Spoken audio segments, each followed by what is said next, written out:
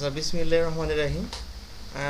এইটা আমাদের এই সপ্তাহে প্রথম ক্লাস শুরু, শেষ সপ্তাহের শেষ ক্লাস, অর্থাৎ আমাদের এই ডিজাইন অফ মেশিনের কি থার্ড ক্লাস। স্যার আপনি স্ক্রিন শেয়ার করবেন না? স্ক্রিন শেয়ার হয় না এখনো? না স্যার, না স্যার। একটু আমি করতেছি, 1 মিনিট।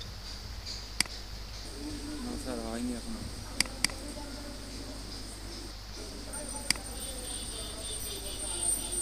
আচ্ছা, মিউট করো তোমরা।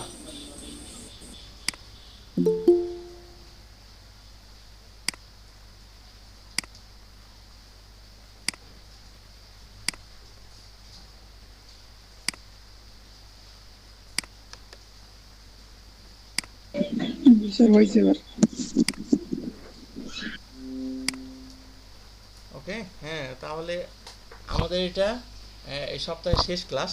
হ্যাঁ, যেহেতু আমাদের 3 ক্রেডিটের সাবজেক্টের মেশিন ডিজাইন অফ মেশিনের এলিমেন্টস ক্লাস, তো এটা আমাদের বৃহস্পতিবার লাস্ট ক্লাস। হ্যাঁ, আমাদের এই সপ্তাহে অনেক কিছুই আমরা শিখছি, নতুন কিছু যেগুলোর ইউজ হয়তো জানি না আমরা। সেই হিসাবে অনেক আলোচনা সমালোচনা হয়েছে কীভাবে কি করব না করব। সামনের সপ্তাহে হয়তো এত কিছু আমাদের প্রয়োজন হবে না, যদিও হয়তো যারা নিউ কামার হবে হয়তো বা সামনে ক্লাসে তারা তাদের ক্ষেত্রে আলাদা রাখতে পারে। তাহলে এখন আগের ক্লাসের পর্যালোচনা করতে গিয়ে যেটা প্রথমেই বলতে চাই, থিওরি সাবজেক্টগুলো তো আছেই। আমরা একটা অ্যাসাইনমেন্ট দিছিলাম, ঠিক আছে? এই অ্যাসাইনমেন্টটা কে কীভাবে দিচ্ছ বা দিতে পারতেছো না সেই জিনিসটা আমি বলছিলাম জি, এখনও যারা ওইভাবে করো নাই তারা ঠিকভাবে করে নিও।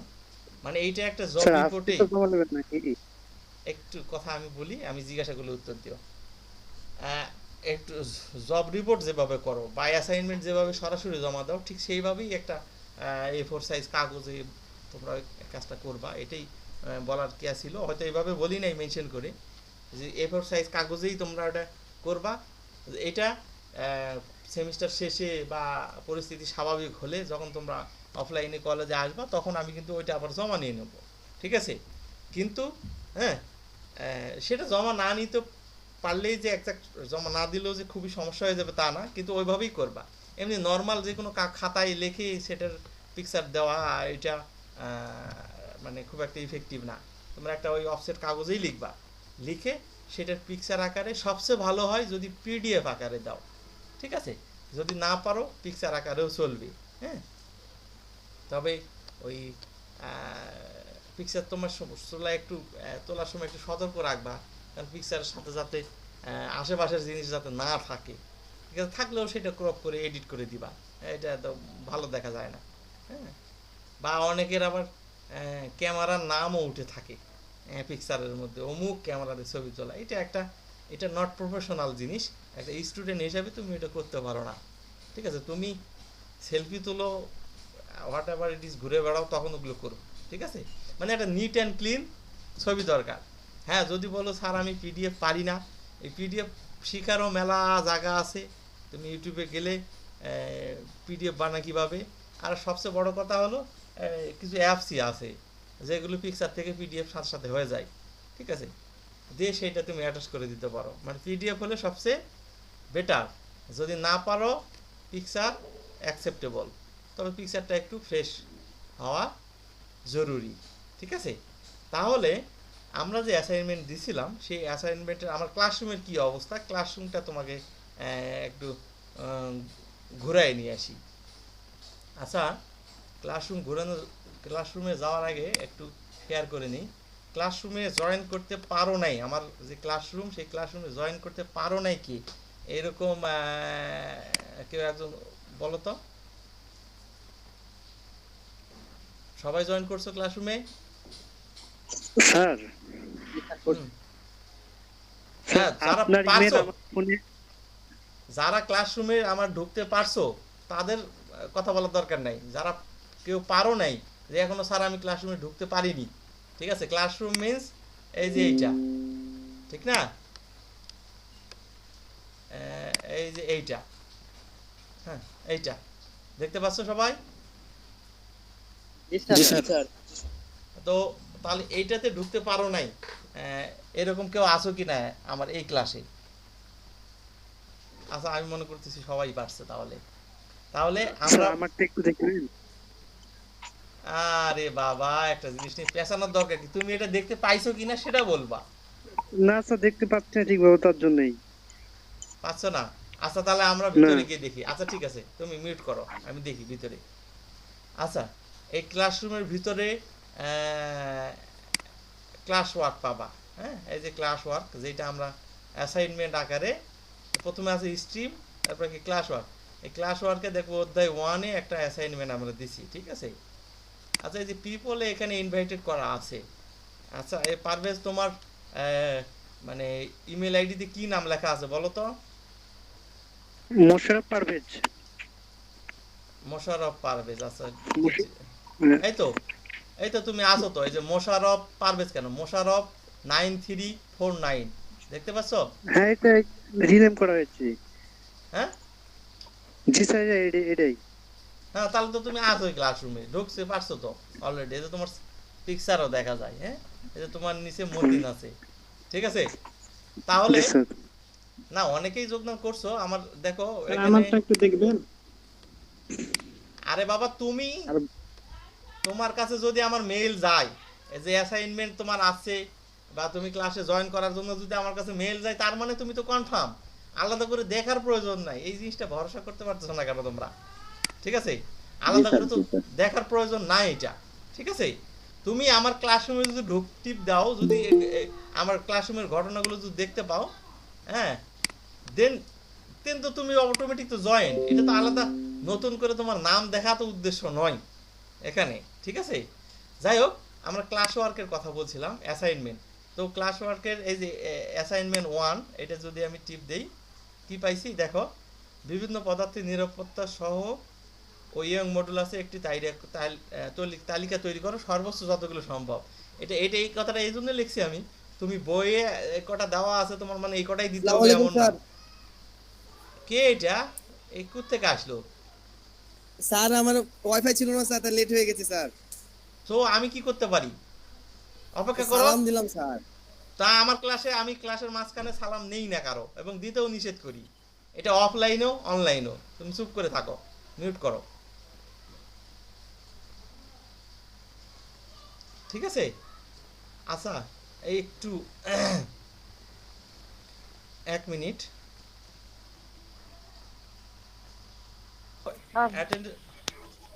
হ্যাঁ, মিউট করো। স্যার আমার নেট চলে গেছিল স্যার, এখন আসলো। টেস্ট দেওয়া যাবে? আচ্ছা, আমি লাস্টে নিব তোমারটা। ওকে, সমস্যা নেই, আমার আচ্ছা মনে আচ্ছা। থাকলো। আচ্ছা, তাহলে স্যার আমরা আমারও তো প্রেজেন্ট, স্যার আমার প্রেজেন্ট হয়েছে স্যার। লাস্টে আরেকবার, এখন বাদ দাও, লাস্টে, ঠিক আছে? প্রেজেন্টের বিষয়ে পরে আলোচনা হবে। তাহলে তোমরা আমরা দেখতে পাচ্ছ তো স্ক্রিন নাকি? জি স্যার, পাচ্ছি। আচ্ছা, আমরা অ্যাসাইনমেন্ট দিছিলাম, বলছিলাম ইয়ং মডুলাস এবং তালিকা তৈরি করতে বলছিলাম সর্বোচ্চ যতগুলো সম্ভব। এই কথার মানে হলো এইটা, তোমাদের বইয়ে যে কয়টা আছে ওই ওই কয়টাই যে দিতে হবে এমন না, কারণ আরও অনেক বই আছে। আর নেট তো আছেই তোমাদের সাথে, যেহেতু নেটেই ক্লাস করতেছো এখন, তো সেখানে ঘাটাঘাটি করেও ইচ্ছা করলে দিতে পারো। এটা তোমাদের ইফিসিয়েন্সি বাড়বে, বই কমবে না, ঠিক আছে? আর এই জিনিসটা নিয়ে যখন তুমি কোথাও ঘাটাঘাটি করবা অন্য কোনো বই বা ইন্টারনেটে, তখন দেখবে এই জিনিসগুলো তোমার সহজেই মাথার মধ্যে ঢুকে যাবে, যেগুলো আর পড়ার প্রয়োজন হবে না। এই জন্য ঘাটাঘাটি করতে হবে, ঠিক আছে? তাহলে এই হলো অ্যাসাইনমেন্ট। হ্যাঁ, বলো। স্যার ইন্টারনেটের ইউনিট আলাদা ছিল তো ওই জন্য দেওয়া হলো, নিউটন পার মিটার স্কয়ার দেওয়া আছে। এরম পাইছিলাম, লিখে দিতা সাইডে, এটা নিউটন মিটারের স্কোয়ারে। তো সেটাও তো আলাদা ভালো একটা জিনিস হতো না। এটা ভুল করে ফেলছো এমন না, আমি দেখাচ্ছি, কারণ এটা আমাদের প্রথম। এখানে যারা অ্যাটেন্ড করতে পারবা তাদেরকে সবাই ধরো A+ তারা। হ্যাঁ, সো নো টেনশন প্রথমটার জন্য। পরেরগুলোতে হয়তো সেটা হবে না, তখন হয়তো আমি দেখবো, বুঝবো যে তুমি আসলে কি কতটুকু করছো। হ্যাঁ, কারণ এটা তো বই দেখে লেখা বিষয়। তো এই জিনিসটাকে, তাহলে কি এটার ভিতরে যদি বইয়ের এই টেক্সট বইয়ের বাইরে, এই যে গাইড বইয়ের বাইরে যদি কিছু না লিখতে পারো, তাহলে তো তোমার এফিসিয়েন্সি বাড়বে না, ঠিক না? আচ্ছা, এই গেল ব্যাপার। এখন তাহলে এই অ্যাসাইনমেন্ট ওয়ানটা এখানে দেখো, তোমরা দেখতে পাচ্ছ কি এখানে 49 একটা ডিজিট আছে। জি স্যার দেখা যাচ্ছে। জি স্যার আচ্ছা, এই 49-এর পাশে আবার আরেকটা আছে জি স্যার 4 দেখতে পাচ্ছি অ্যাসাইন্ড 49, মানে 49 জন আমার ক্লাসরুমে জয়েন করতে পারছো তোমরা। আচ্ছা, কেউ একজন আসছে, তাকে একটু নিয়ে নিই আমরা। হ্যাঁ, তো 49 জন তোমরা অ্যাসাইন করতে পারছি আমি তোমাদেরকে। তার মধ্যে 4 জন এই অ্যাসাইনমেন্টটা জমা দিছো, ঠিক আছে? 49 জন অ্যাসাইন কারা, এই যে এই পাশে আছি, ঠিক আছে? এই যে সবাই, এই যে এখানে লিস্ট। এখন এই যে দেখো, এখানে যদি, আরে কি আবার আসতেছে রে। আচ্ছা ঠিক আছে, এখানে খেয়াল করে দেখো, দেখো ইন টার্ন এন্ড, এখানে দেখো 4 জন আছে। হ্যাঁ, এখানে এই পাশে আছে জাহিদ, সে একটা ছবি পাঠাইছে, এখানে বোঝাই যাচ্ছে। হ্যাঁ, ছবিটা আর ওপেন করে না দেখাই, আমি দেখবো, সমস্যা নাই। তারপর ওমর ফারুক, সেও একটা পিকচার পাঠাইছে। হ্যাঁ, তারপর এখানে মামুন, হ্যাঁ, সে একটা না, এখানে 4টা অ্যাটাচমেন্ট পাঠাইছে। আচ্ছা, মামুনেরটাকে আমরা একটু খুলেই দেখি, যেহেতু ওই অনেকগুলো অ্যাসাইনমেন্ট পাঠাইছে, অ্যাটাচমেন্ট পাঠাই দিছে। যদিও প্রথমে আমি তো ব্ল্যাঙ্ক মনে করে ওকে রিটার্ন করে দিছিলাম। হ্যাঁ, মামুনের এই জিনিসটা হয়তো নাকি মামুন এরকম কোনো মেইল পাইছিলা যে আমি রিটার্ন করে দিছি? স্যার এটা আমার জি স্যার এটা আমার মিস্টেক হয়েছে স্যার। আচ্ছা, পরে আপনি তাহলে একটা দিলেন না, ঠিক আছে।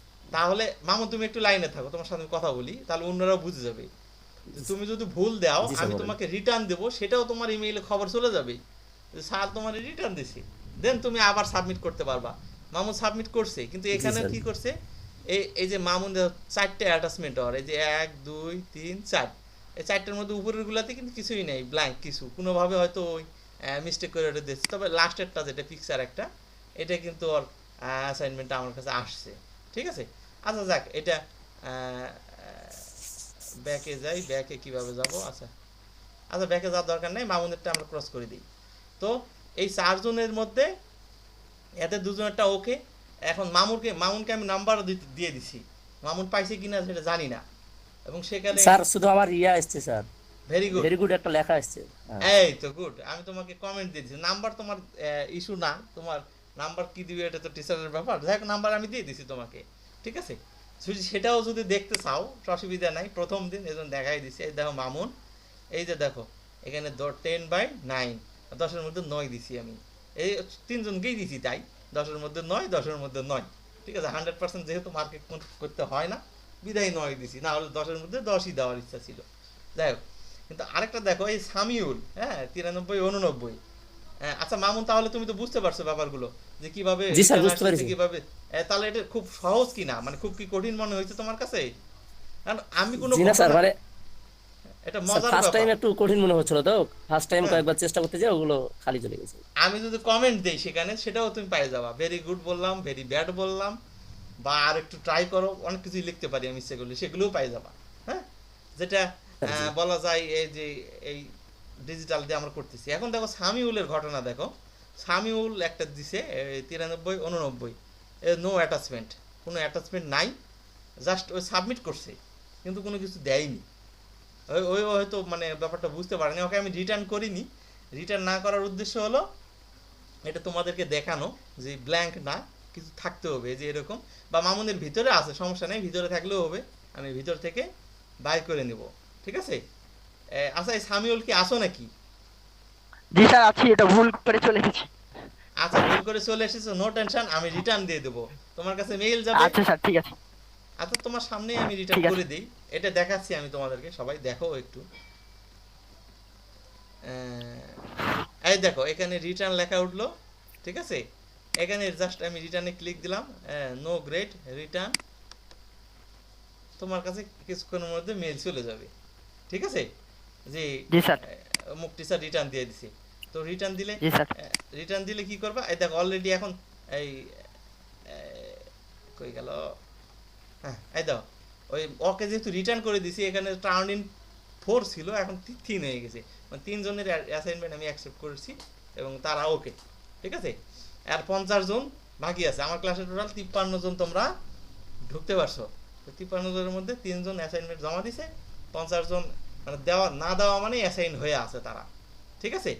এটার কিন্তু একটা ডেট দেওয়া আছে, তোমাদেরকে বলছিলাম 15 তারিখ পর্যন্ত, 15 তারিখের ভিতরেই দিতে হবে। তারপরে কিন্তু আর তুমি দিতে পারবা না, এই অ্যাসাইনমেন্টের অপশনই আর খুঁজে পাবা না তুমি, ঠিক আছে? এটা তো যেহেতু মেশিন, হ্যাঁ সাধারণত মেশিন মিস্টেক খুব কমই করে, টাইম বাই টাইম মানুষের মতো আজকে যাব কালকে যাব এরকম কিছু নয়। সবার কাছে কি এই এই ক্লাসরুম এবং অ্যাসাইনমেন্টের ব্যাপারটা কি ক্লিয়ার কিনা সবাই বলো? জি স্যার, ক্লিয়ার স্যার। জি স্যার তাই জি স্যার ক্লিয়ার। পারভেজ বুঝতে পারছো? জি sir clear sir. Sir Parvez clear বলছিল হয়েছে স্যার। কিন্তু একটু স্যার আচ্ছা, একটু দ্বিধা তোমরা আছে। তোমরা সবাই মিউট করো, পারভেজের সাথে আমি এই কথা বলি। পারভেজকে বুঝাইতে পারবো মানে আমি সবাইকেই বুঝাইতে পারবো, বলো।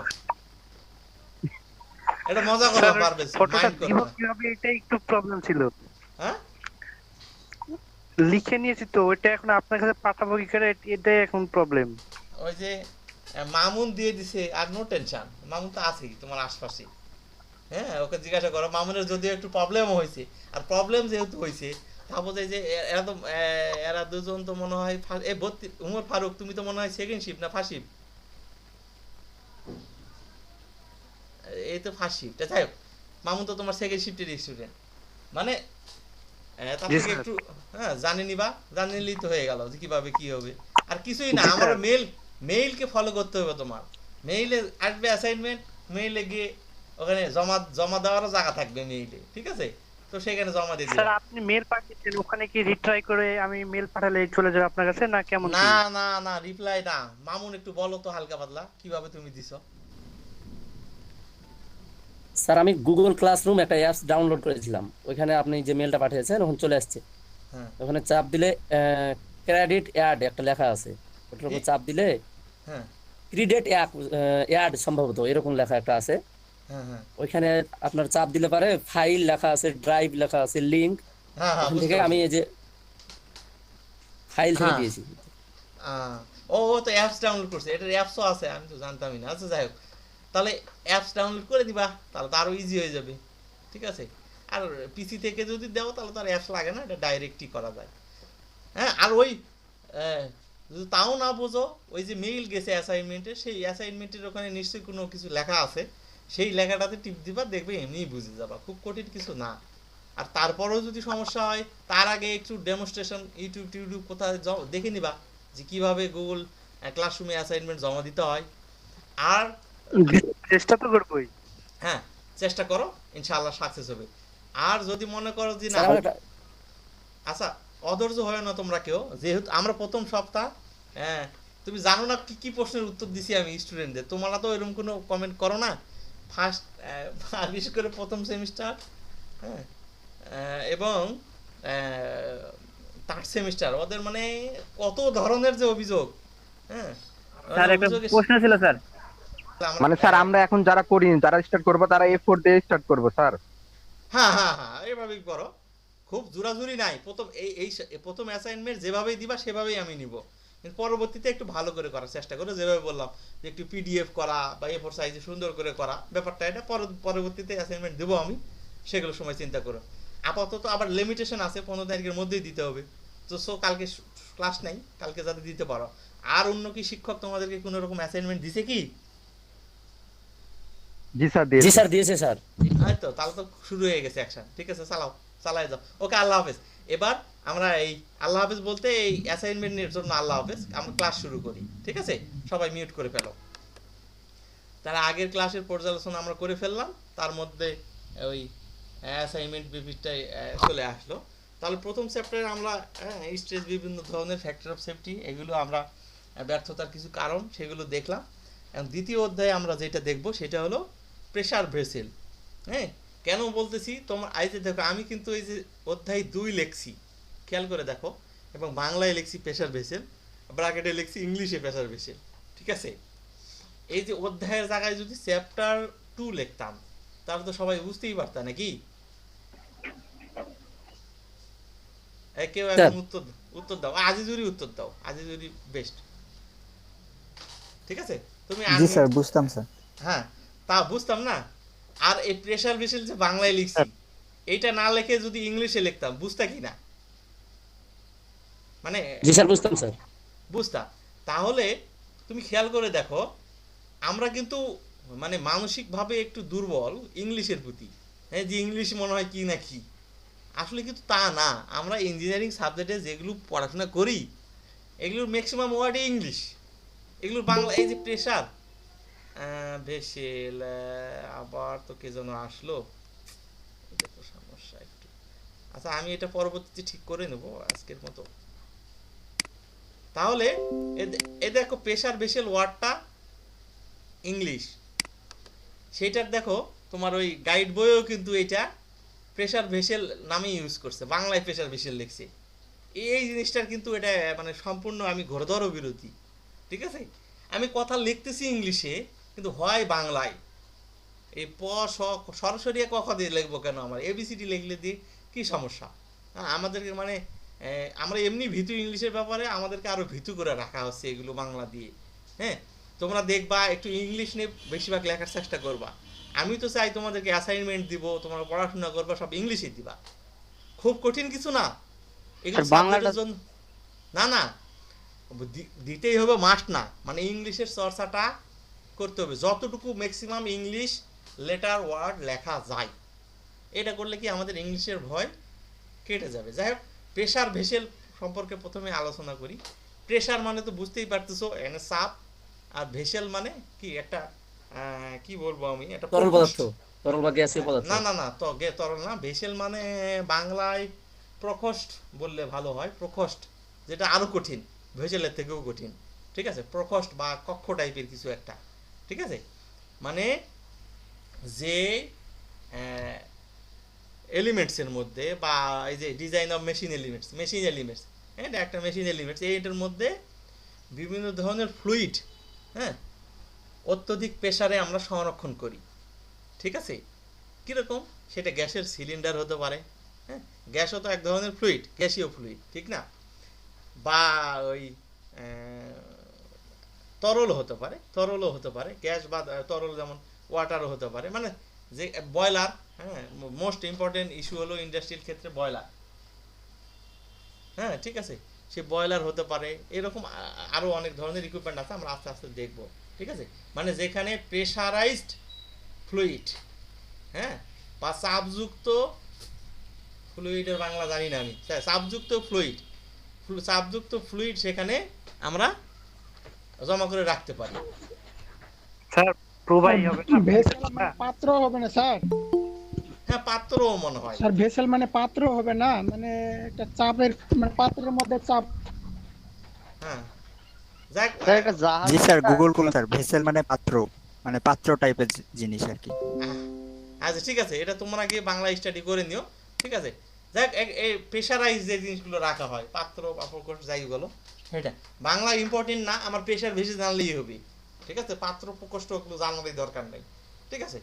তো প্রেশার ভেসেল, এখানে এটা প্রেশার ভেসেলটা কি, এটা নিয়ে যদি আমরা আলোচনা করি, তোমাদের ওই গাইড বইয়ে পিকচার আছে, বা এই যে এটা দেখবা যে এরকম একটা কি, এখানে একটা সিলিন্ডার আকৃতির একটা প্রকোষ্ঠ, বা ওই যে পাত্রই বলতেছি, পাত্র রাখা হয়েছে, হ্যাঁ, যেখানে এই যে নজল অবশ্যই থাকবে, সেফটি ভালভ থাকবে, হ্যাঁ, এই যে বিভিন্ন দেখা হয়েছে ওয়েল্ডিং করে আটকানো হয়েছে, মানে সেটার ইন পয়েন্ট থাকবে, আউট পয়েন্ট থাকবে, ঠিক আছে?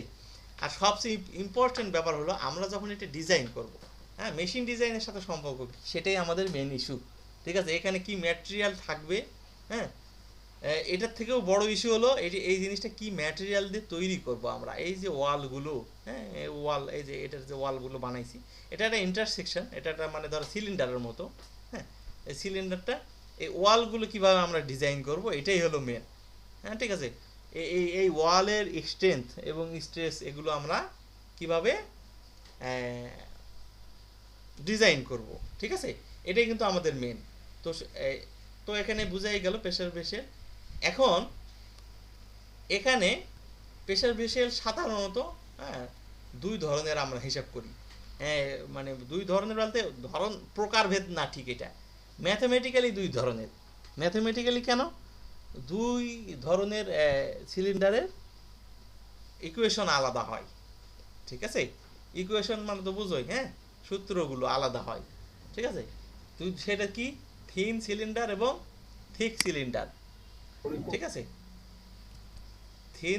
থিনস মিন্স পাতলা সিলিন্ডার, যেটার যে উপরের যে আবরণটা থাকবে সেটা একটু, হ্যাঁ, পাতলা হবে, আর থিক হলো মোটা, মানে আর হয়তো শক্তিশালী, যেখানে বেশি প্রেশারের দরকার সেখানে সেটা হয়তো ইউজ হবে থিক, হ্যাঁ, বা মোটা, ঠিক আছে। তো এই দুটার পার্থক্য জানলেই আমাদের আপাতত চলবে, এবং এটা একটা পরীক্ষা আসার জন্য প্রশ্ন, যেরকম the cylinder which have thickness is less than 1/20 its diameter, that cylinder called as thin cylinder. আমার মনে হয় না এই ইংলিশটা, এই ইংলিশ ডেফিনেশনটা কেউ বুঝতেছো না। হ্যাঁ, লিখতে গেলে একটু প্রবলেম হতে পারে, কিন্তু পড়ে আমার মনে হয় সবাই বুঝতেছি নাকি। The cylinder which have thickness is less than 1/20 of its diameter, that cylinder is called as thin cylinder. এটার বাংলা কি তোমরা বুঝতে পারবা? সেটা একটু তো কষ্ট হবে প্রথমে। প্রথমে কষ্ট হবে কারণ অভ্যাস নাই। দেখো তার সিলিন্ডার মানে একটা জি সিলিন্ডার, স্যার, পারা যাবে স্যার কিছু। হ্যাঁ, যেটার থিকনেস হবে লেস দেন মানে কম, এই যে 20 ভাগের 1 ভাগের ডায়ামিটার। আচ্ছা আমি বুঝাই দিচ্ছি, 20 ভাগের 1 ভাগ তার ডায়ামিটারের, হ্যাঁ, তার ডায়ামিটারের 20 ভাগের 1 ভাগ, দ্যাট সিলিন্ডার কল, মানে ওইটাকেই আমরা থিন সিলিন্ডার বলি। মানে যদি সাপোজ 10 ইঞ্চি হয় এটা ডায়ামিটার, হ্যাঁ, যদি এটার ডায়ামিটার হয় 10 ইঞ্চি, ঠিক আছে, তাহলে সেই ওয়াল থিকনেস এটাকে যদি আমরা 10 ইঞ্চিকে যদি 20 ভাগ দেই, তার মানে কি 0.5 ইঞ্চি হবে, হ্যাঁ না, তাহলে 0.5 ইঞ্চির কম হবে, ঠিক না, মানে হাফ ইঞ্চির কম যদি ওই ওয়াল থিকনেসটা হয়, এই যে ওয়ালটা, ঠিক আছে, ধরো এইটা ডায়ামিটার এখান থেকে এখানে হলো 10 ইঞ্চি, দেন এই থিকনেসটা যদি এই যে এইটুকু, এই থিকনেসটাটুকু হাফ ইঞ্চির যদি কম হয়, তাহলে ওইটা হলো থিন বা পাতলা সিলিন্ডার, ঠিক আছে, ওই পাতলা আর কি ভেসেল। আর স্যার সেম ভাবে এখানে কি স্যার এখানে কি থিক সিলিন্ডার থেকে সরি স্যার এখানে কি স্যার থিক সিলিন্ডারের থেকে থিন সিলিন্ডার 1/20% মানে পাতলা এরকম কিছু বোঝাচ্ছে স্যার? না না না না না, ইটস ডায়ামিটার, তোমাকে তো এটাই বোঝানোর চেষ্টা করতেছি। এটার ডায়ামিটার মানে কি, ডায়ামিটার মানে কি ডি, এখান থেকে এই পর্যন্ত ডি, এই ডিটা যদি হয় 10 ইঞ্চি, খেয়াল করো সেটার 20 ভাগের 1 ভাগ কত, 10 ইঞ্চির 20 ভাগের 1 ভাগ কত, হাফ ইঞ্চি, তাই না, 0.05।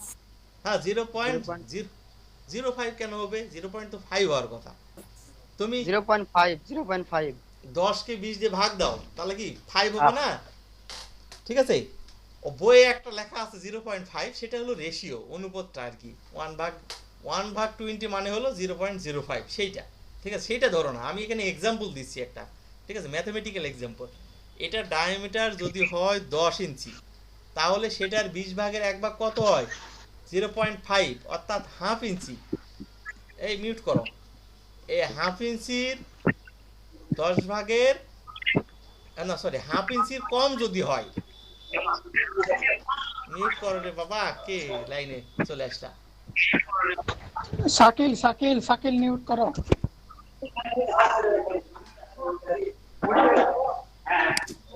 না মিউট করো। আপনি ওকে মিউট করে দেন। আচ্ছা আমি করে দিচ্ছি। আসিফটি শাকিল নিউট করো। আচ্ছা হচ্ছে না কেন, আচ্ছা করছে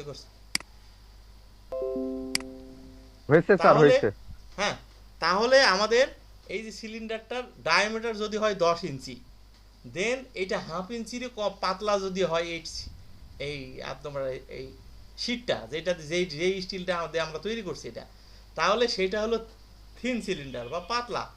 আর হাফ ইঞ্চির বেশি যদি হয় তাহলে সেটা হবে থিক বা মোটা। ডায়ামিটারের 20 ভাগের 1 ভাগ, আবার বলতেছি ডায়ামিটারের 20 ভাগের 1 ভাগ, হ্যাঁ, it's diameter 1/20 of its diameter, হ্যাঁ, তাহলে ডায়ামিটারের 20 ভাগ 1 ভাগ, এটা হলো বেসিক মূল পার্থক্য এবং 1 নম্বর পার্থক্য। আরও যেগুলো আছে দেখো, a cylinder whose wall thickness is less than 1/20 times of internal diameter. এটা একটু জাস্ট একটু বাড়ানোর জন্য এটা বলা হয়েছে, ঠিক আছে, মানে ওর যে ইন্টারনাল ডায়ামিটার মানে কি, ধর এই এখান থেকে এইটা মানে বাইরে থেকে না, হ্যাঁ আচ্ছা তাই। তাহলে ভিতরকার ডায়ামিটারও ওটার 20 ভাগের 1 ভাগের কম হবে। ঠিক আছে, এইটার বলার উদ্দেশ্য এইটা। আবার আর ঠিক ঠিক সেম ভাবে বেশি হবে, greater than 1/20 times of internal diameter. মানে আউটার ইন্টারনাল, ওটা ধরো ওটা হলো জেনারেল বলছে ডায়ামিটার, আর এটা বলছে ইন্টারনাল ডায়ামিটার থেকেও 20 ভাগের 1 ভাগের কম হইতে হবে, less than 1/20 times internal diameter. ঠিক আছে। আর 3 নম্বরে যদি আমরা দেখি, thin cylinder only resists the internal pressure. এই যে এটা একটা মোস্ট ইম্পর্টেন্ট পার্থক্য। মানে প্রেসার তো দুই ধরনের হতে পারে। দেখো, thin cylinder only resists the internal pressure. Internal মানে ভিতরে যে তুমি চাপযুক্ত কোনো ফ্লুইড রাখছো, গ্যাস বা তরল যাই হোক, ঠিক আছে, সেটার প্রেসারটাই সে সহ্য করবে, কিন্তু বাইরে থেকে প্রেসার সেটা সহ্য করবে না। আর thick cylinder is resists internal as well as external pressure. তো এক্সটার্নাল প্রেসার সহ্য করে, এরকম একটা যদি উদাহরণ দেওয়ার আমরা চেষ্টা করি, তাহলে সাপোজ ডুবুরি, যারা অক্সিজেন সিলিন্ডার নিয়ে নিচে যায়, তো যত নিচে যাবা কি, পানির যত নিচে যাবা প্রেসার তখন কি ওই সিলিন্ডারের উপর থেকেই দেওয়া শুরু করে। ভিতরে তো প্রেসারাইজ একটা অক্সিজেন সেখানে আছেই, সেটা সহ্য করতেই হবে, কিন্তু তুমি কত গভীরে যাবা সেটার এক্সটার্নাল প্রেসারও থাকবে। তো থিক সিলিন্ডার হলে সেটাও সহ্য করতে পারবে। ঠিক আছে, বোঝা গেল? জি স্যার। আচ্ছা, okay. Stress is distributed uniform throughout the thickness. ঠিক আছে, আর stress is distributed uniformly throughout the thickness, not distribute মানে এখানে যেহেতু কম প্রেসারের ফ্লুইড আমরা ব্যবহার করব, সো প্রেসারটা ইউনিফর্ম থাকবে চারিদিকে, কিন্তু এখানে অত্যধিক প্রেসার থাকার কারণে, ঠিক আছে, সিলিন্ডারের এক সেকশন থেকে আরেক সেকশন, এটার একটা আরেকটা বড় কারণ হলো থিক সিলিন্ডারগুলো কিন্তু সাইজেও বড় হয়। ঠিক আছে, যেটার সবার সাইজে যেহেতু বড় হয়, এক পাশের প্রেসার বেশি কম বেশি হতে পারে, পুরা দিকেই থ্রো আউটলি নাও থাকতে পারে, ম্যান্ডেটরি নাও থাকতে পারে। ঠিক আছে, তারপরে আমার 5 নম্বরটা যদি দেখি, stress is constant throughout the cylinder. ওই যে সব জায়গায় সেম স্ট্রেস থাকতে পারে। আর thick cylinder maximum stress inner side and minimum stress outside. মানে এই যে ম্যাটেরিয়ালটা আমি ইউজ করব, সেখানে ওই ম্যাটেরিয়ালসের সাপোজ একটু আগের সিলিন্ডারে যাইতে হবে এটা বোঝানোর জন্য। এই যে যদি থিন হয় বা পাতলা হয়, তাহলে এই জায়গায় যে স্ট্রেস হবে এই উপরের সাইডে, মানে নিচের সাইডে উপর সাইডে একই রকম হবে। কিন্তু যদি মোটা হয়, সাপোজ এই এত বড় মোটা হলো, তখন এখানে কিন্তু স্ট্রেস বেশি থাকবে, বাইরের সাইডে তেমন স্ট্রেস থাকবে না। সেটাই বোঝাতে হয়েছে এখানে। আর লাস্টে আছে লো স্ট্রেস কনজিউম ক্যাপাসিটি মোর স্ট্রেস। স্বাভাবিকভাবে এটা বুঝতে পারছো যে এটা বেশি পরিমাণে স্ট্রেস, কম পরিমাণে স্ট্রেস নিতে পারবে, আর থিক সিলিন্ডার বেশি পরিমাণে স্ট্রেস নিতে পারবে। হ্যাঁ, এটা তো সোজা কথাই, মোটা জিনিসের আমরা বেশি পরিমাণে স্ট্রেস দিতে পারবো। আমরা কিন্তু এই ডিজাইন অফ এলিমেন্টস ক্লাসে প্রতিটা পার্টসেরই ঘুরে ফিরে ওই স্ট্রেসই আমাদের হিসাব করতে হবে। হ্যাঁ, ওই স্ট্রেংথ অফ মেটেরিয়ালে যেরকম আমরা স্ট্রেস নিয়ে আলোচনা করছি, হ্যাঁ, এখানে ওইটাই আলোচনা করতে হবে। মানে পদার্থের স্ট্রেংথ কিন্তু আসলে স্ট্রেস দিয়েই আমরা স্ট্রেসের মাধ্যমেই পেয়ে থাকি। ঠিক আছে। আচ্ছা, এরপর নেক্সট, এখন এই যে এখন স্ট্রেস, এখন এই সিলিন্ডারের মধ্যে যেহেতু আমরা স্ট্রেসের হিসাব করবই, এখন এই সিলিন্ডারের মধ্যে সাধারণত দুই ধরনের পীড়ন বা স্ট্রেস উৎপন্ন হয়। একটা হলো বলছে হুপ অর সার্কামফেরেন্সিয়াল। হ্যাঁ, এই যে হুপ স্ট্রেস সহজেই বলে আর কি, এটা শুনতেও শব্দটা মজা। হ্যাঁ, বা এটা যদি আমরা বলি পরিধিস্থ পীড়ন, হ্যাঁ, বাংলাটাও কঠিন। ঠিক আছে, এটা সহজ বুদ্ধি হলো হুপ স্ট্রেস জানলেই চলবে। আর আর আর পরিধিস্থ পীড়ন বা সার্কামফারেন্সিয়াল এটা জানতে হবে, এই জন্য হুপ স্ট্রেসটা কি সেটা আমার জানার জন্য এটা জানতে হবে। মানে ওই সিলিন্ডারের পরিধি বরাবর যে স্ট্রেসটা তৈরি হয়। আচ্ছা, পরেরটাও আমরা দেখি, তারপর বুঝবো। আরেকটা হলো এই যে লঙ্গিটিউডিনাল বা axial stress or axial stress বা আনুভূমিক পীড়ন। ওই সিলিন্ডারে আনুভূমিকভাবে কিভাবে পাবো, কিন্তু ওটা এই পিকচারটা দেখলে আমরা ক্লিয়ার হব। ঠিক আছে, এই দেখো সার্কামফারেন্সিয়াল যে স্ট্রেস, এইটা এই যে আমার থিকনেস বরাবর, হ্যাঁ, রাউন্ড যে সার্কামফারেন্সিয়াল মানে কি, পরিধি, ঠিক না? হ্যাঁ, বৃত্তের পরিধি সূত্র বলো দেখি, কে পারো? বৃত্তের পরিধি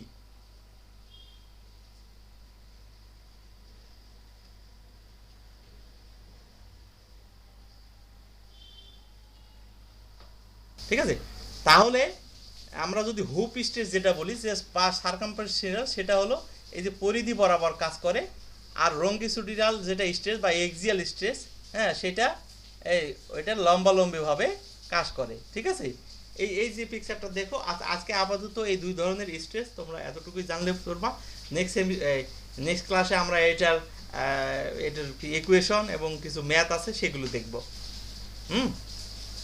ঠিক আছে। Okay sir. তাহলে আজকে হ্যালো স্যার। ঠিক আছে স্যার।